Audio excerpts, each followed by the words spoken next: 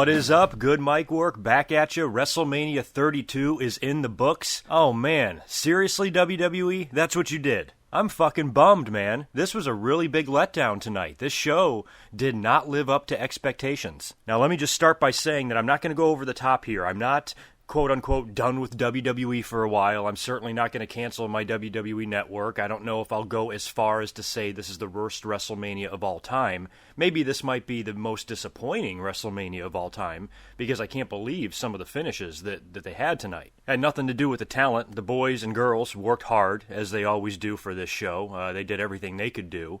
But I guess just some of the booking decisions were a little bit baffling. And the show overall, I spent the whole time waiting for the big bomb to drop. I mean, the WWE had so much opportunity and potential ahead of them tonight. They had so many different possible storylines and angles and swerves and directional changes if they decided to go with Shane McMahon winning. I mean, there was a lot that could change for the better in the WWE landscape. We even saw the tease of that earlier on in the night with the beautiful unveiling of the new Women's Championship, and the Divas title is no more. So all things are really off to a good start as far as the momentum and the feel of the show goes. And then the way it ended and the way all the matches played out, I mean, all of them were pretty much a letdown in their own special way. They were all very good matches, and WrestleMania definitely had its moments. But overall, I'm bummed out that the WWE didn't do something. I mean, something fun. They had so many options of great, wonderful things that they could do, and they just went along with what they wanted regardless of what the fans thought. There are simply too many fans out there right now booing Roman Reigns that when the WWE ignores that blatantly the way they do, to me, it just made me think that they had something up their sleeve. To me, it made me think that they were doing it on purpose, and they were going to turn him heel or do something that would justify them ignoring, the fans not accepting this guy as the next poster boy. So I thought at least maybe WWE would meet us halfway. Okay, fine, the fans don't like Roman Reigns the way he is, but we want him to be WWE champion, so let's change him up a little bit, or let's do something with him or book him in such a way that the fans might not hate his guts, and they could turn him heel or do a number of things better than what they currently do. But they didn't. They didn't do anything. The only thing they really did in the match was the spear on Stephanie, which was awesome. She took a great spear, but other than that, what happened in the match that would really change your opinion of Roman Reigns? Before I start rambling on too much about the main event and some other aspects of WrestleMania, I don't want to get too disorganized here. Let's start going in order of the show. This was an incredibly long show. What was it in total, like 7 hours? I think the show went way over 4 hours. Plus, you had 2 hours on the pre-show. I mean, it was a long event and ordeal. Now, the kickoff show had 3 matches, not 4, as previously thought. The show started off with Kalisto versus Ryback for the U.S. title. Now, there were not many fans in the arena for this match yet. Apparently, they had all sorts of issues with letting the fans in the door. I guess their ticket scanning system had gone down, and thousands of fans were stuck outside. Some were able to get in. I guess maybe it was only in certain entrances they were having these problems, but the fans were really late getting into the arena, and apparently a lot of them were pissed off.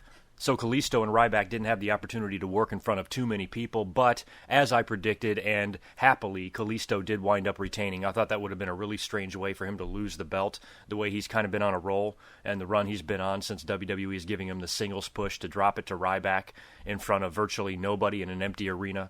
Really would have been a crummy way, I think, to end his title reign, so I'm glad that he was able to win. The finish saw him ripping off the middle turnbuckle pad. He ended up ramming Ryback's head into it and then nailed him with his finisher to score the win. So Kalisto retained, and I was happy about that. We had that ridiculous 10-diva match up next, Total Divas versus Team Bad and Blonde. Total Divas did wind up winning. Brie, I think, tapped out Naomi. Nikki made an appearance after the match, came down in her neck brace to celebrate with Total Divas. It made me think that might have been it for Nikki. I don't know. She's supposed to be, been it for Brie. She's supposed to be wrapping it up soon and retiring from the ring. So I don't know if that was her last match now, if she'll have one more on Raw, or maybe she'll work another pay-per-view. I'm not sure. But from what we all hear, she should be out the door pretty soon. Lana did make her in-ring debut. Hell of an outfit she was wearing. Eva Marie, of course, got booed out of the building, and she performed a couple of decent spots and didn't fuck them up, and she looked like she enjoyed rubbing that in the fans' faces. After the match, Lita was the one that headed down to the ring to make this announcement. Now, it had broken, I think, the day before that WWE was going to be doing this. They were going to be rebranding the Divas division as the Women's division and getting rid of that ridiculous-looking belt and making a new belt. And Lita was in the ring to unveil the new WWE Women's Championship that will go to the winner of the triple threat match later on between Charlotte, Becky, and Sasha. and she unveiled it to be just a smaller version of the WWE World Heavyweight title with, I think, a white strap instead of black, and it was a little bit more feminine looking, but it was an almost exact replica of the World Heavyweight title, and I'm perfectly fine with that. Some people were complaining, not me. I think that's the way the title should look. Moving on to the main card now. Now, the show did open with a match that we suspected it probably could, and that was the Intercontinental title ladder match. I cannot believe they put that belt on Zack Ryder. I thought for sure either Kevin Owens would retain or Sami Zayn would wind up winning that title because I think the two of them can have a great Intercontinental title feud. There were some amazing spots in that match. The splash by Kevin Owens with Zayn on the ladder when it was bridged on, I think, the second rope. That was awesome. Sami Zayn did a suicide dive through one of the big giant ladders onto the outside, onto all the participants. That was awesome. We had a couple of outfit tributes tonight as well on the show, the first of which was Stardust dressing in polka dots like his father. His ring attire was awesome, and then he even drug out a polka-dotted black ladder. How awesome was that? You talk about putting a smile on my face. That was, it's just one of those little WrestleMania things that you see that's just so great. And then the awesome spot, the half-and-half suplex that he nailed on Kevin Owens right on the ladder, and Owens just had his head stuck right in between the rungs on the ladder, and he was motionless on the mat. That's when The Miz gets all the way up to the top. You actually think The Miz is going to win this thing, and then out of nowhere, Zack scurries up the ladder, fast as lightning, shoves The Miz off, and grabs the Intercontinental title. I think the fans were surprised by that and a little bit disappointed. I mean, we all love Zack Ryder. We all thought he was treated like shit all those years ago, but we're pretty much over him at this point. I've never even been that big of a fan of his. I mean, I found him a little bit entertaining when he was getting over on the internet and everything, but still, he was never really one of my favorite guys. And I'm curious to see how long his reign will last. You got to think Owens is going to be pissed off. And by the way, Owens was fantastic, selling that suplex with his head stuck in the ladder all throughout Zack Ryder's celebration. And he just laid there completely motionless on the mat during the whole thing. You got to think he's going to be pissed off tomorrow night on Raw, demand a rematch either on Raw or at the next pay-per-view or something like that. So Zack could maybe just hold this belt for a tiny little while, or it could actually be a reign that they're going to run with. We'll have to wait and see. Jury's still out on that one. Chris Jericho versus AJ Styles is up next. I had high hopes for this match. This has been a pretty long-running feud now. This is the fourth battle between these two guys, and I knew they were going to do their best to tear the house down. They had a very, very good match tonight. Again, with the finish, baffled me. I'm surprised that Jericho picked up the win. I'm not upset about it in any way. I don't consider it a burial or anything like that, but, AJ, finally coming into the company like this, his first ever WrestleMania, you'd kind of hope he might win his first match. Kevin Owens went through the same thing the match before, coming out for his first ever WrestleMania. The crowd popped for him hard, too, and then both of them, that was their welcome to WWE. You're both going to lose. So again, not really the finish I wanted, but not something that I was freaking out about either. In yet another match that I predicted incorrectly, New Day taking on the League of Nations. Now, New Day had the first big entrance of the night, a gigantic box of Booty-O's up on the stage that was tipped over, and giant cereal was spread across the stage. They came out in the crazy outlandish outfits, had their entertaining entrance, and had their match with the League of Nations. The League of Nations did score the victory in an upset in this match. I was predicting the New Day, and then League of Nations decides to get on the mic, and you knew as soon as they picked up that microphone that somebody was going to be coming down there. And sure enough, they start bragging about what an unstoppable unit they are, and there's nobody in the history of the WWE that could ever stand toe-to-toe with them in a fight. And then out comes Shawn Michaels, and he comes out in his ring gear, and you're like, holy shit, is he going to actually work? And he looked great. He looked like he could pick up and wrestle a 5-star match tomorrow. He's out there, he's going to be joined by somebody. Mick Foley's music then hits. He comes out there in full Cactus Jack attire, and you got to have at least one more guy come out there, and you knew Stone Cold was there. Likely it was going to be him. The glass shattered. The fans went nuts. Stone Cold, Mick Foley, and Shawn Michaels are all there, and they're ready to fight. It's not some silly appearance. They're actually going to get physical. I actually thought there might be a fourth guy because there's 4 League of Nations members. And we've heard about the Goldberg rumors and the Kurt Angles and guys like that, so I was really hoping there would be a fourth man. But there wasn't. Just turned out to be the 3 of them, which is fine. They went in there and kicked the shit out of the League of Nations members, and they celebrated together, and it was a great mark-out moment. I was giddy as a schoolgirl, especially when Austin actually danced with the New Day, and then, of course, you knew that wasn't going to last very long, and he nailed Xavier with a stunner. So I think we can get used to seeing these type of segments at WrestleMania every year, and this one was very entertaining, and it's always good to see those legends, and especially those legends, get physical and actually fight in the ring. And Shawn, I just can't get over how good he looked.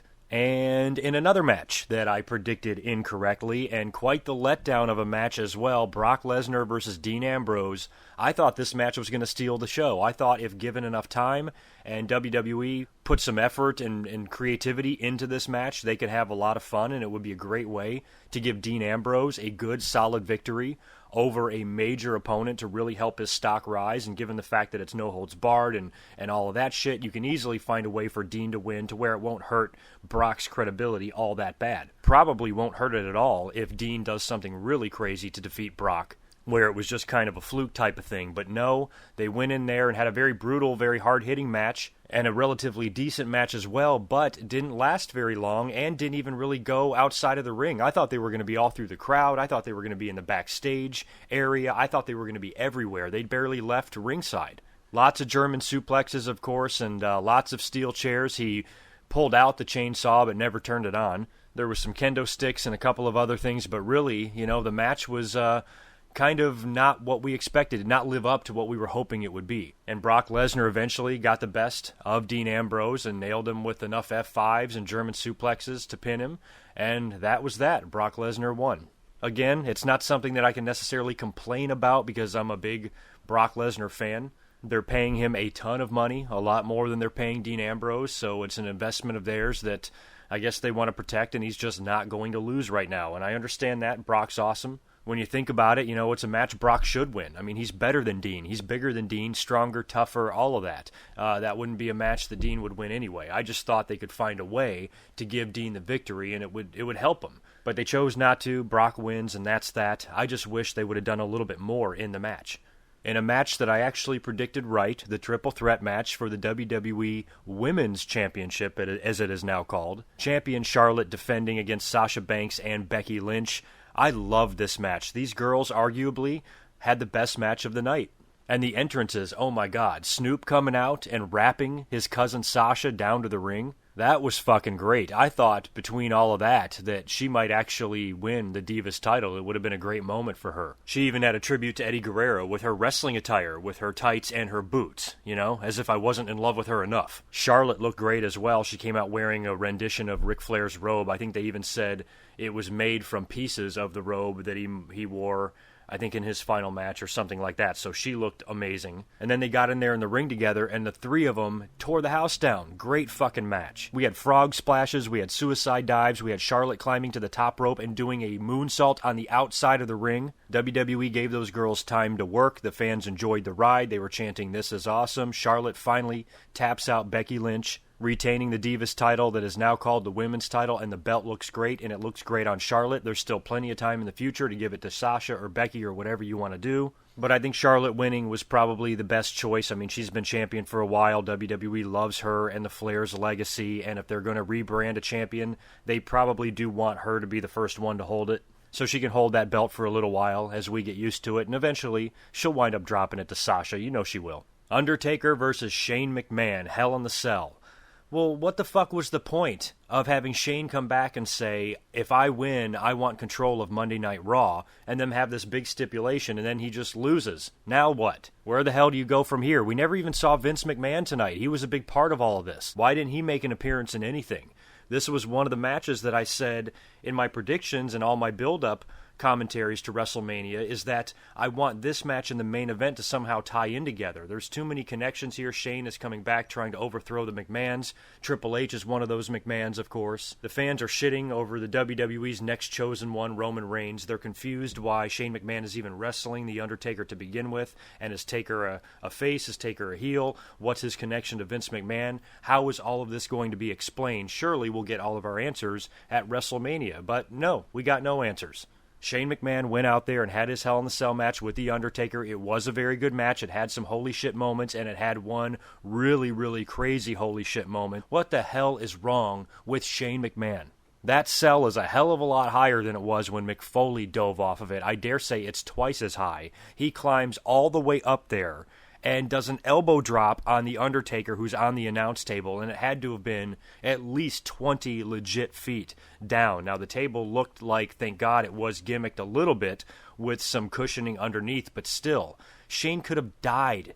You know, that's just an unbelievable... And his kids were in the fucking front row. What about his entrance? He came out with his 3 sons, and they were all dancing around, and then he put them right there in the front row with his wife to watch their father potentially get executed. And he climbs up there, and man, that son of a bitch is fucking crazy. My heart was beating out of my chest because I'm like, this is live. We're all watching this together. I mean, we could be watching a man's death right here. And when he dove off, it was like, you know, my heart skipped a beat.